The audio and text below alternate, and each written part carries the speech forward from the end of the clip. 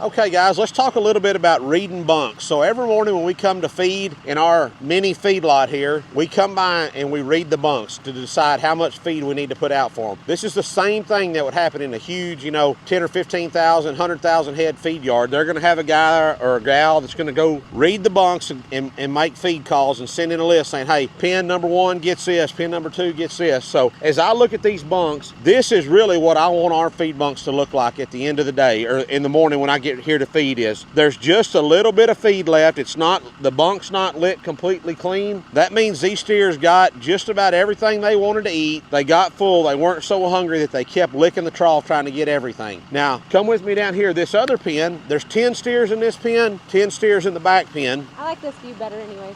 When we get to this bunk though, this bunk is nearly lit clean. I mean, there's just a few kernels left, and for me, that tells me I need to bump these steers up a little bit. So these 10 steers, I'm gonna probably bump them up about 2 or 3 pounds a head today just to see where they at, what they look like tomorrow. If they clean it up again today, I'll probably bump them up another 2 or 3 pounds tomorrow. I know that doesn't sound like much, but when you're working on percentages, that's not a huge percentage. 1% of their body weight. I mean, these steers are gonna only eat about 2.5 to maybe 3% of their body weight each day. So I don't really want to, I don't want to bump them up 10 pounds because then I might burn their stomachs a little bit, give them a stomach ache, and make them pull off feed. So what do you like your bunks to look like? Now I know in the past when we've talked about this, like when we feed our commercial steers for Clancy's program, we like that bunk to have a little more feed in it because I want them to always be up there eating. I want them to never run out. But it's a little bit different on these feedlot steers. I'm not pushing them quite as hard. I still want, because I'm going to keep them on feed a little bit longer than Clancy keeps his commercial steers on feed. So I'm going to get to the same end goal. I'm not going to push them quite as hard. But let me know what y'all think. Y'all keep ranching. I'm going to kick these rocks out here. When are you going to put the end caps on here, Erica? No joke. Golly.